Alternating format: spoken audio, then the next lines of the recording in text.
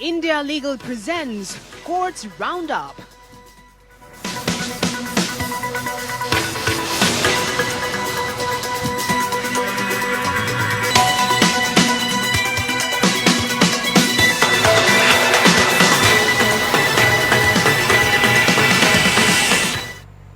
नमस्कार, आप देख रहे हैं हमारी खास पेशकश कोर्ट्स राउंड अप। मैं हूं आपके साथ रेशु त्यागी। इस बुलेटिन में अगले आधे घंटे हम आपको कोर्ट से जुड़ी तमाम छोटी बड़ी खबरों से रूबरू कराएंगे। कोर्ट की कार्यवाही और सुप्रीम कोर्ट से लेकर हाई कोर्ट और लोअर कोर्ट तक के फैसलों को आपके सामने रखेंगे। तो शुरू करते हैं कोर्ट से जुड़ी हुई तमाम खबरें। India Legal presents Courts Roundup.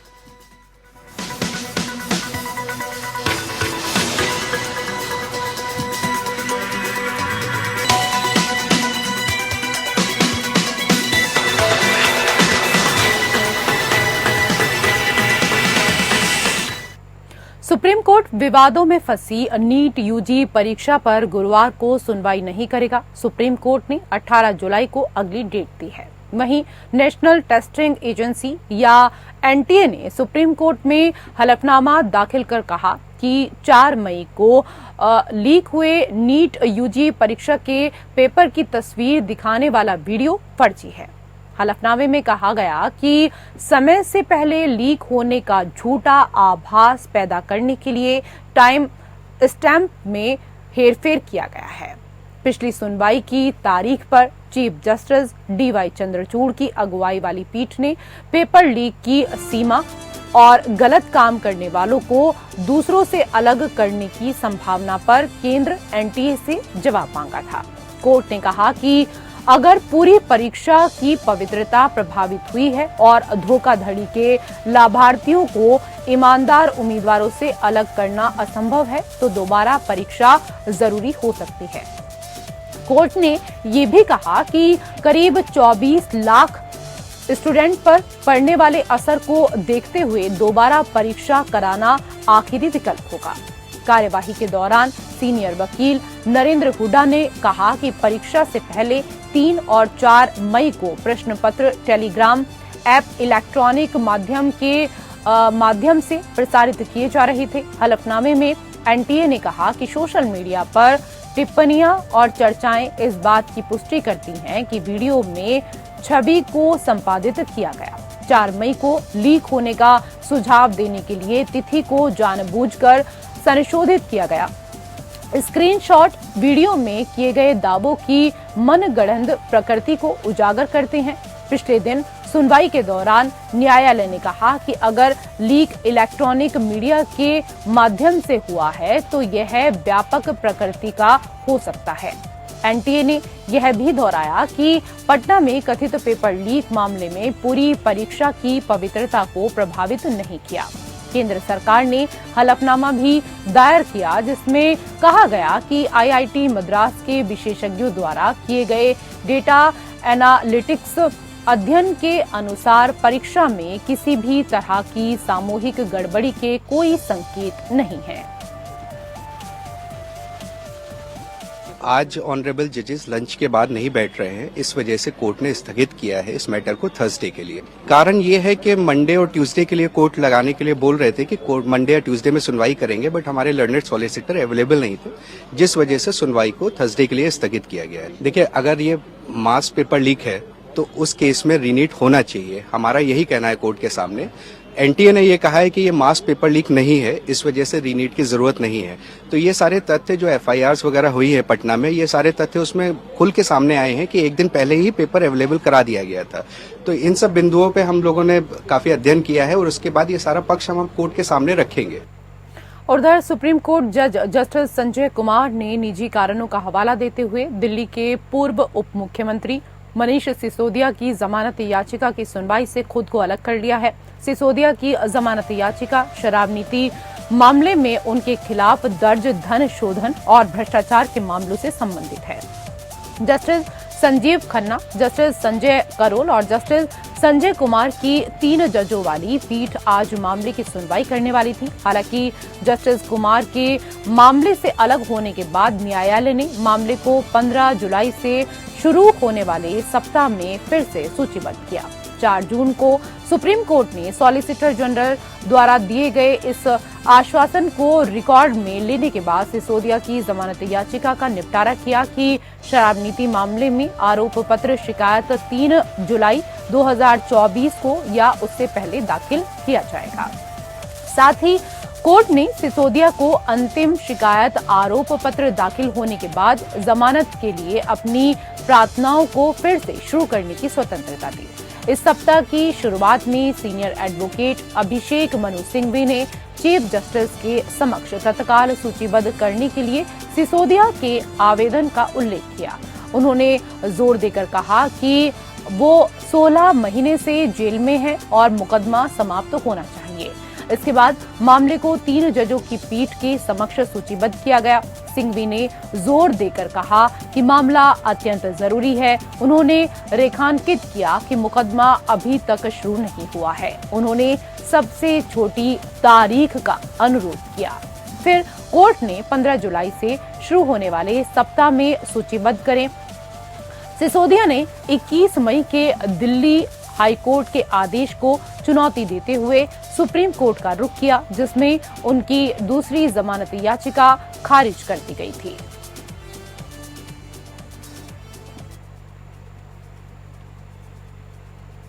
Supreme court ने दिल्ली हाईकोर्ट द्वारा बिना कोई कारण बताए नियमित जमानत आदेश पर रोक लगाने पर हैरानी जताई है।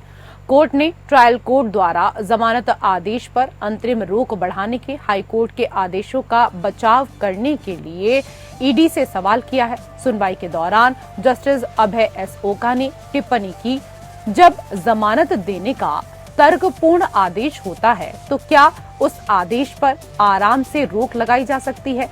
क्या इसे 1 साल के लिए आसानी से रोका जा सकता है? हम क्या संकेत दे रहे हैं?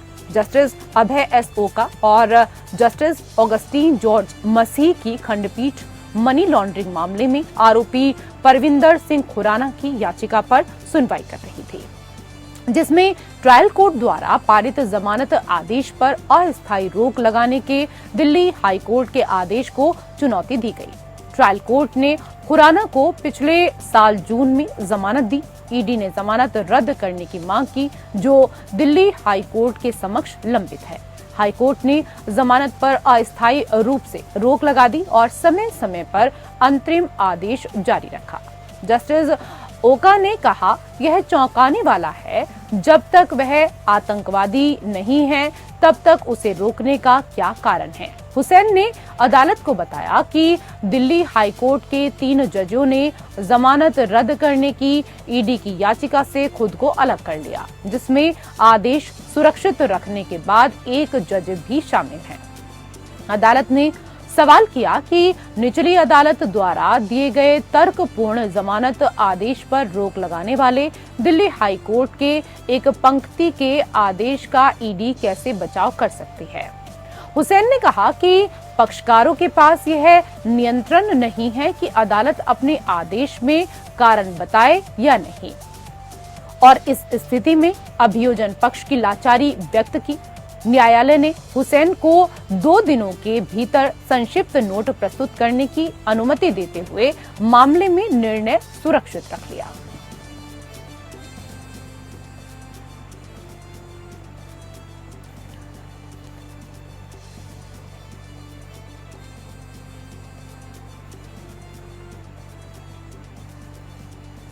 उधर सुप्रीम कोर्ट ने दूसरे और राष्ट्रीय न्यायिक वेतन आयोग की सिफारिशों के अनुसार न्यायिक अधिकारियों के वेतन और भत्तों के बकाया भुगतान के लिए जारी निर्देशों का पालन न करने पर कई राज्य सरकारों को कड़ी फटकार लगाई है। न्यायालय ने चूक करने वाले राज्यों से 20 अगस्त 2024 तक निर्देशों का पालन करने को कहा है। इसने आगे निर्देश दिया कि इन चूक करने वाले राज्यों के मुख्य सचिव और वित्त सचिव 23 अगस्त 2024 को अनुपालन हलफनामे के साथ व्यक्तिगत रूप से न्यायालय के समक्ष उपस्थित होंगे। साथ में न्यायालय ने चेतावनी दी कि अगर संघ शासित प्रदेश निर्धारित समय में निर्देशों का पालन करने में विफल रहते हैं तो वो संबंधित अधिकारियों के खिलाफ अवमानना कार्रवाई शुरू करने के लिए बाध्य होगा।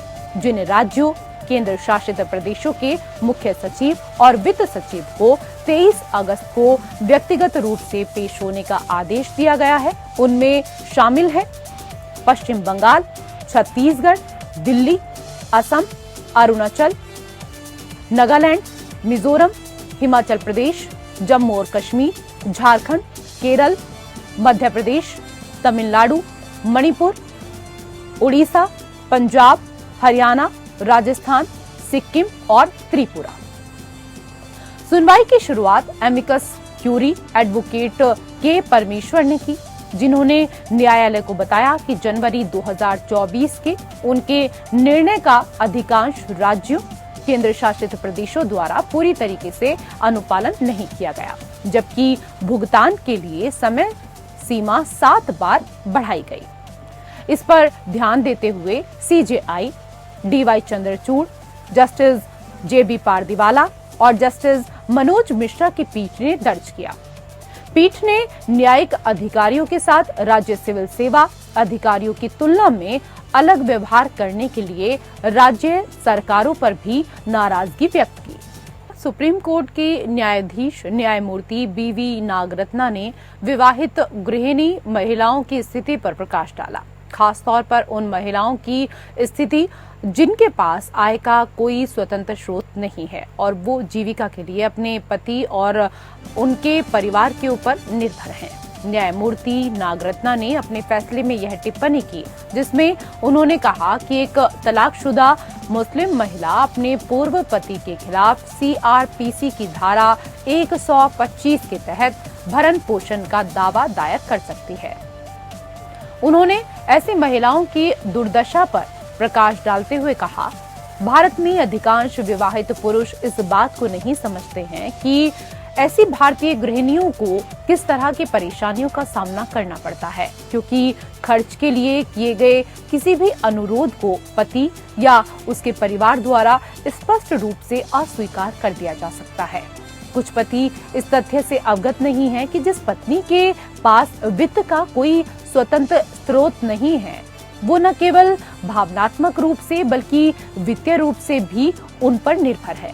दूसरी ओर एक पत्नी जिसे गृहिणी कहा जाता है, वो अपने पति और उसके परिवार से प्यार और स्नेह, आराम की भावना और सम्मान के अलावा बदले में कुछ भी उम्मीद किए बिना पूरे दिन परिवार के कल्याण के लिए काम करती है, जो उसकी भावनात्मक सुरक्षा के लिए है। ऐसी महिलाओं की स्थिति पर न्यायमूर्ति नागरत्ना का मानना था कि उनके योगदान के लिए न्यायिक मान्यता मिलने के बावजूद उनके द्वारा अपने परिवार के लिए की गई सेवाओं और त्याग का कोई प्रतिफल नहीं मिलता। इसलिए उन्होंने पतियों से आग्रह किया कि वो इस तथ्य के प्रति सचेत हो जाएं कि उन्हें अपनी पत्नियों के लिए प्रावधान करना है, जिनके पास आय का कोई स्वतंत्र साधन नहीं है। उन्हें अपने वित्तीय संसाधनों तक पहुंच प्रदान करके उनका मानना था कि वित्तीय सुरक्षा के अलावा ऐसी महिलाओं की निवास की सुरक्षा को भी संरक्षित और बढ़ाया जाना चाहिए।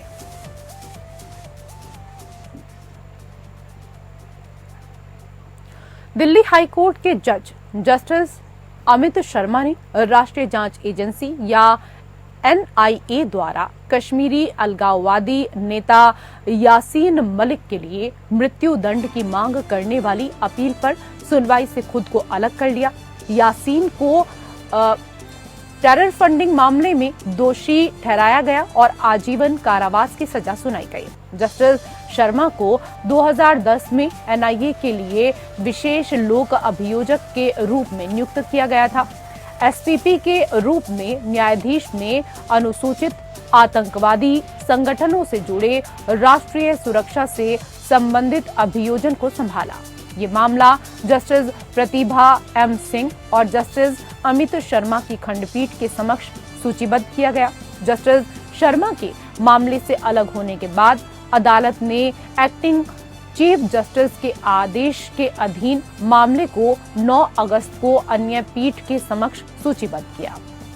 पिछले साल पारित आदेश के अनुसार मलिक की वीडियो कॉन्फ्रेंसिंग के माध्यम से तिहाड़ जेल से अदालत के समक्ष पेश किया गया। इस साल की शुरुआत में सिंगल जज ने तिहाड़ जेल अधीक्षक को ये सुनिश्चित करने का निर्देश दिया कि मलिक को जेल अस्पताल में उचित मेडिकल उपचार दिया जाए। मलिक ने याचिका दायर कर केंद्र सरकार और जेल अधिकारियों को उचित निर्देश देने की मांग की थी कि उन्हें आवश्यक मेडिकल उपचार के लिए एम्स या किसी अन्य अस्पताल में शारीरिक रूप से रेफर किया जाए, क्योंकि वो हृदय और गुर्दे से संबंधित बीमारियों से पीड़ित हैं। मई 2022 में ट्रायल कोर्ट ने मलिक को मामले में आजीवन कारावास की सजा सुनाई थी। मलिक ने मामले में दोषी होने की दलील दी थी और अपने खिलाफ आरोपों का विरोध नहीं किया था। आजीवन कारावास की सजा सुनाते हुए स्पेशल जज ने कहा कि अपराध सुप्रीम कोर्ट द्वारा निर्धारित दुर्लभतम मामलों की कसौटी पर खरा नहीं उतरता।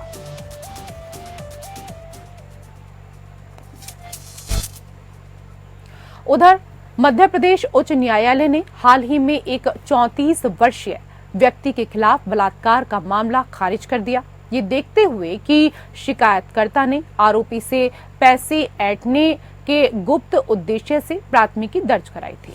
न्यायमूर्ति संजय द्विवेदी ने इस तथ्य पर गौर किया कि शिकायतकर्ता ने अन्य व्यक्तियों के खिलाफ भी इसी प्रकार के आरोप लगाए हैं तथा उनके खिलाफ भी एफआईआर दर्ज कराई है।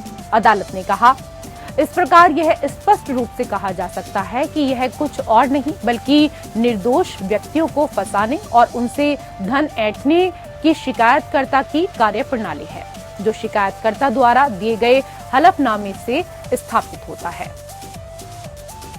पुलिस ने 24 वर्षीय महिला की शिकायत पर जून 2020 की एक घटना के संबंध में फरवरी 2022 में आरोपी के खिलाफ मामला दर्ज किया था। मध्य प्रदेश उच्च न्यायालय ने हाल ही में एक 34 वर्षीय व्यक्ति के खिलाफ बलात्कार का मामला खारिज कर दिया। ये देखते हुए कि शिकायतकर्ता ने आरोपी से पैसे ऐंठने के गुप्त उद्देश्य से प्राथमिकी दर्ज कराई थी। न्यायमूर्ति संजय द्विवेदी ने इस तथ्य पर गौर किया कि शिकायतकर्ता ने अन्य व्यक्तियों के खिलाफ भी इसी प्रकार के आरोप लगाए हैं तथा उनके खिलाफ भी एफआईआर दर्ज कराई है।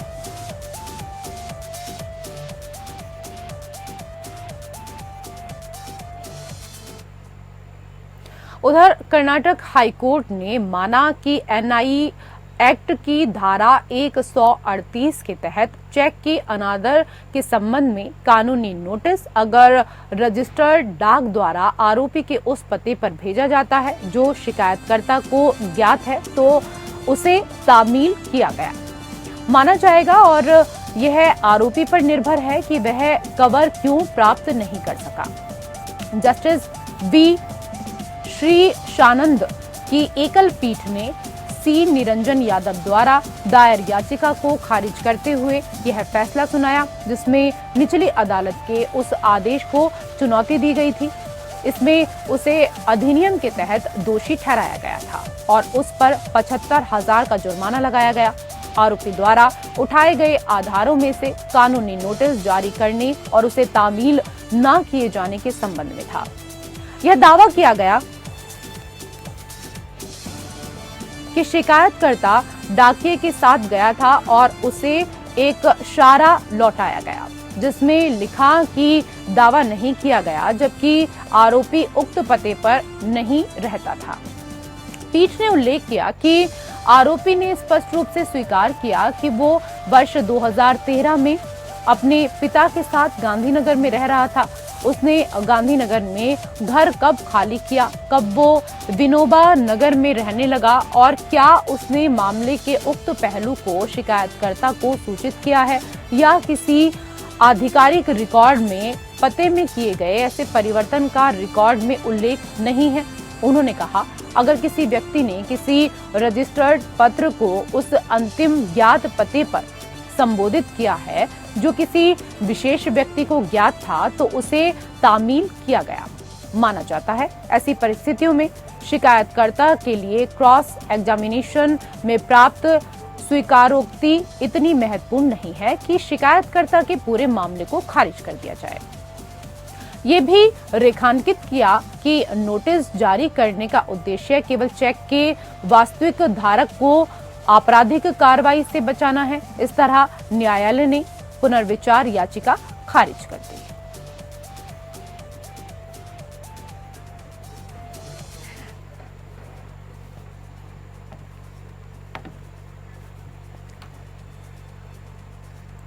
उधर केरल उच्च न्यायालय ने हाल ही में एक देखभाल गृह में HIV रोगी पर हमला करने के आरोपी 4 व्यक्तियों द्वारा दायर अग्रिम जमानत याचिका को खारिज कर दिया। न्यायमूर्ति CS डायस ने चारों कर्मचारियों के खिलाफ आरोपों की गंभीरता को देखते हुए उन्हें गिरफ्तारी से पहले जमानत देने से इनकार कर दिया है। न्यायालय ने कहा, याचिकाकर्ताओं के खिलाफ लगाए गए आरोपों की प्रकृति, गंभीरता को समझते हुए प्रथम दृष्टया सामग्री जो अपराध में याचिकाकर्ताओं की संलिप्तता को स्थापित करती है कि याचिकाकर्ताओं से हिरासत में पूछताछ आवश्यक है और उनसे वसूली की जानी है। मैं इस बात से संतुष्ट नहीं हूं कि याचिकाकर्ताओं ने संहिता की धारा 438 के तहत इस न्यायालय के असाधारण क्षेत्राधिकार का आह्वान करने के लिए कोई वैध आधार बनाया है। 4 कर्मचारियों पर एक देखभाल गृह में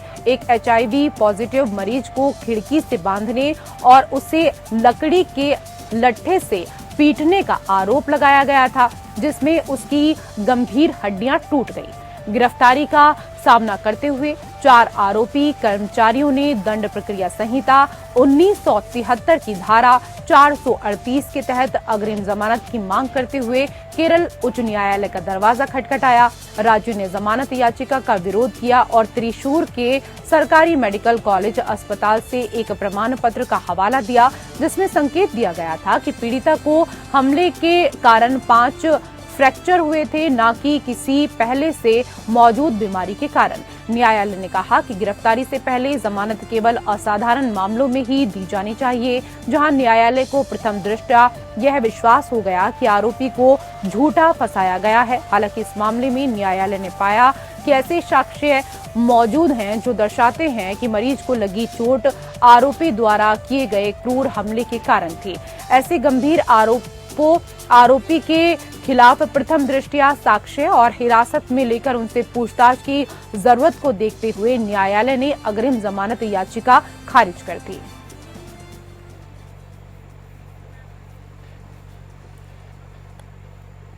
उधर केरल हाईकोर्ट ने एक पिता द्वारा CBI जांच की मांग करने वाली याचिका को खारिज कर दिया है, जिसमें आरोप लगाया गया था कि उसके नाबालिग बेटे की तस्वीरों का इस्तेमाल अवैध रूप से हार्मोन रिप्लेसमेंट थेरेपी के लिए धन जुटाने के लिए किया गया था। जस्टिस कुरियन थॉमस ने कहा कि जबरन लिंग परिवर्तन ऑपरेशन करने में अंतर्राष्ट्रीय रैकेट या गिरोह की संलिप्तता के आरोप अस्पष्ट और निराधार हैं। कोर्ट ने कहा, हलफनामे में जबरन लिंग परिवर्तन ऑपरेशन में शामिल एक अंतर्राष्ट्रीय रैकेट के बारे में लगाए गए आरोप को कम से कम अभी तक एक अस्पष्ट और बेबुनियाद आरोप के रूप में ही माना जा सकता है।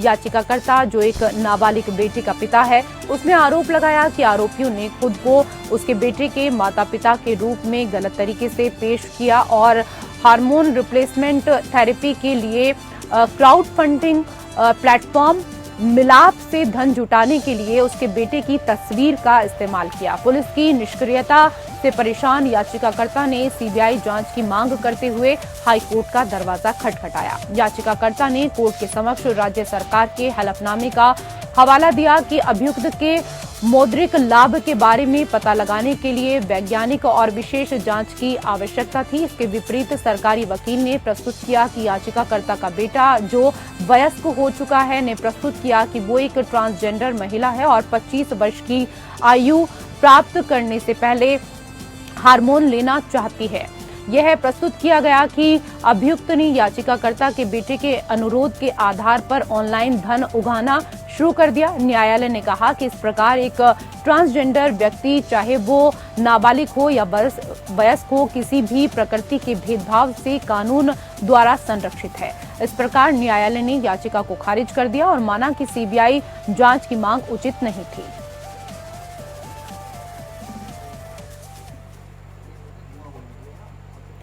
उधर दिल्ली उच्च न्यायालय ने कहा है कि हिरासत के मामलों में अपने बच्चों की हिरासत के बिना माता पिता मुलाकात के अधिकार के हकदार हैं, ताकि वो अपने बच्चे के साथ बंधन बनाए रख सकें। न्यायालय ने कहा कि संयुक्त पालन पोषण आदर्श है और इस बात पर जोर दिया कि हिरासत का निर्धारण करते समय बच्चे के सर्वोत्तम हित को ध्यान में रखा जाना चाहिए। इसी संदर्भ में आइए इंडिया लीगल के वेब रिपोर्टर से समझते हैं कि तलाक की स्थिति में गैर संरक्षक माता पिता के अधिकार क्या कुछ होते हैं।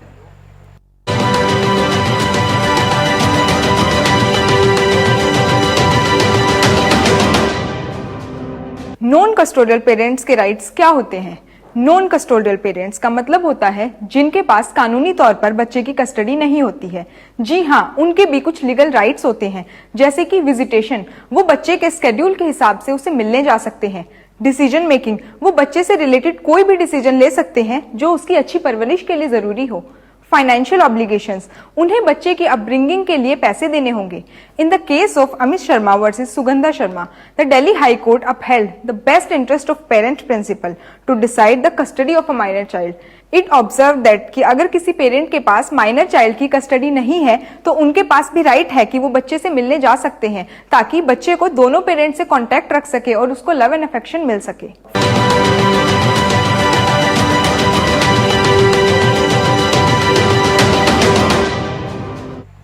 कोर्ट से जुड़ी खबरों में मेरे साथ फिलहाल इतना ही। नमस्कार।